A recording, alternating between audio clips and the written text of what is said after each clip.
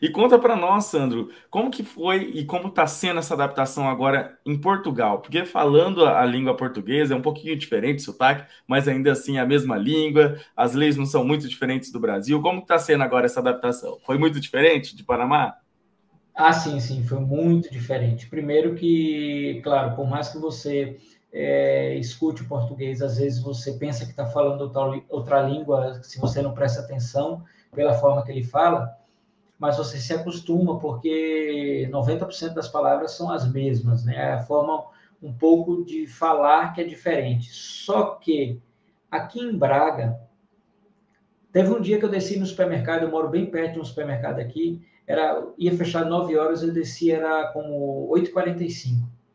Tinham como 12 pessoas no supermercado comprando, mais ou menos, é um supermercado pequeno. Eu acho que 10 ou 11 eram brasileiros, por incrível, se não fosse os 12. É muito brasileiro que tem aqui em Braga. Já foi dito pelo próprio, não sei se chama prefeito, como é que é por exemplo, o governador aqui do Conselho de Braga, ele mesmo, ele é favorável à entrada de brasileiros, porque ele sabe que é uma mão de obra essencial para vários serviços que deveriam ser feitos por portugueses, mas por português ter o passaporte vermelho e poder trabalhar em qualquer lugar do espaço Schengen, muitos portugueses vão para a França, vão para a Espanha, vão para a Bélgica, vão para a Alemanha, vão para qualquer outro país que vai ganhar muito mais do que Portugal. Então, serviços essenciais como cuidador de idosos, Portugal é um dos países, na verdade, a Europa, né, é um país que está ficando muito velho. Portugal é um dos poucos países que, se você for olhar os últimos censos, tem decrescido a população, porque tem morrido mais do que nascido.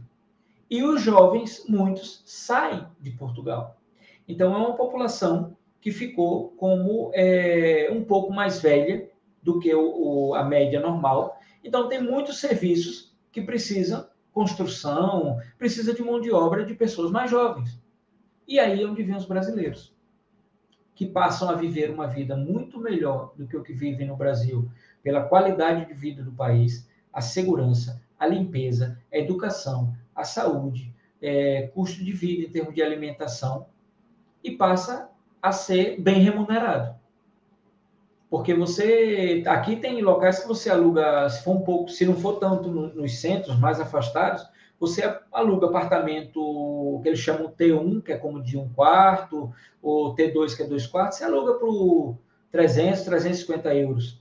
Então, se vem um casal e cada um ganha 700, você tem 1.400 euros, e o custo maior que é o aluguel ele está pagando, sei lá, 300, 350 euros. Claro, desde que não viva em Lisboa, ou no centro de Porto, ou no centro de Braga. Tem que viver no Porto, em concelhos mais afastados, que são mais ou menos como 15 minutos de carro, 20 minutos, como tem transporte público muito bom, tem metrô, tem trem, tem ônibus, tudo. É como, não sei muito bem como funciona aí na Califórnia, mas se a gente pensar em São Paulo, é como se alguém morasse em Jundiaí e trabalhasse em São Paulo, por exemplo, algo assim, entendeu? Que faz vive mais barato, mas trabalha onde se paga bem, por exemplo. E fala para nós, o português recebe bem o brasileiro, né? A gente escuta às vezes algumas coisas, eu sei que varia de pessoa para pessoa, mas como que é a receptividade do português para com o brasileiro? A gente ainda não fez muitas amizades aqui, né, com o português. Eu posso falar só dos serviços públicos e principalmente do serviço privado, né, de supermercado, farmácia, essas coisas assim. Por exemplo, serviço público. Gente, eu não sei, eu só posso falar pela minha experiência. As pessoas que a gente tem pego, todas são 100% educadas, resolveram todos 100%, tudo que a gente precisava. Por mais que, naquele primeiro contato, ele pode ter sido um pouco como que, tipo, vai sentar duas pessoas e ele diz, não, aqui só pode uma pessoa.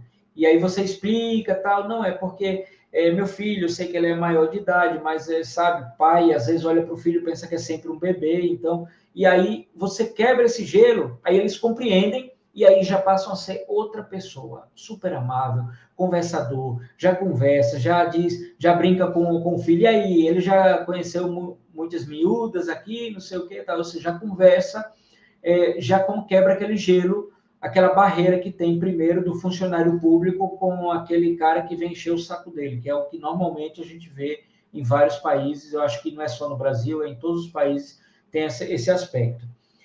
A única coisa que a gente já escutou bastante aqui é que, infelizmente, é duro eu falar isso por ser brasileiro, mas às vezes brasileiro, eu posso falar de brasileiro porque eu sou brasileiro, mas às vezes brasileiro faz muita cagada. Faz muita cagada. Então, pelas cagadas de outros grupos de brasileiros que já vieram de enxurrada para Portugal em 2018, em 2019, eu acho que foi também em 2011, 2012, mais ou menos assim. Termina que uns pagam. Então, hoje em dia, para um brasileiro alugar um apartamento aqui, tem que ter ou conhecimento ou dinheiro para pagar 4 meses, 5 meses, até 6 meses adiantado do aluguel. Por quê? Porque vinha brasileiro, alugava, passava o mês da calção, aí passava o segundo mês e não pagava aluguel, aí passava o terceiro mês, dava trabalho para o proprietário do apartamento botar ele para fora, lá para o quarto, quinto mês ele já desistia, já ia para outro canto, ou voltava para o Brasil ou ia para outra cidade.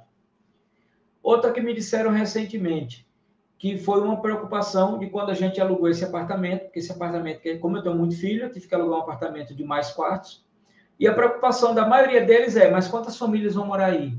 E eu dizia, não, é só a minha, só que eu tenho 4 filhos, e dos 4 filhos, um é mulher. Então eu tenho, e o outro tem 25 anos, então mínimo eu tenho que ter quartos para específicas coisas.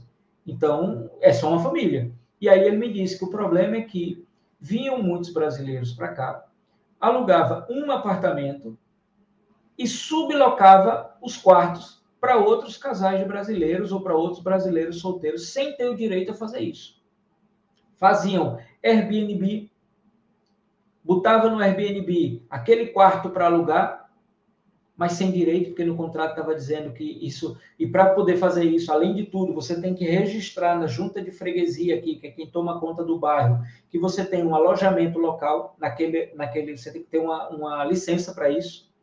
Então, começaram a fazer muito isso, tudo. Então, isso prejudica demais aos que vêm com o objetivo de realmente mudar de vida, de buscar uma qualidade de vida melhor. Porque você paga por besteiras feitas por pessoas do seu mesmo país que vieram anteriormente de forma... Porque tem muita gente doida, tem muita gente que sai do Brasil com 500 euros e quer vir para Portugal achando que vai ficar rico amanhã. Aí quando olha para o lado, olha para o outro, passou um mês, não conseguiu um trabalho, pronto, já vai se desesperar. E começa, então, a praticar atos que não condiz com o que a grande maioria dos brasileiros são. Pessoas lutadoras, trabalhadoras, que realmente dão a volta por cima, que buscam sempre um melhor. Então, esse é um grande problema e é uma grande preocupação que gerou para os portugueses com relação a brasileiros que chegam aqui. Esperamos que toda essa nova leva que está vindo depois da liberação da fronteira, da abertura de que o Brasil pode vir, tal, seja realmente benéfico para limpar essa imagem que alguns brasileiros que vieram em 2019, em 2018 ou anos atrás, causaram, deixando uma má imagem aqui.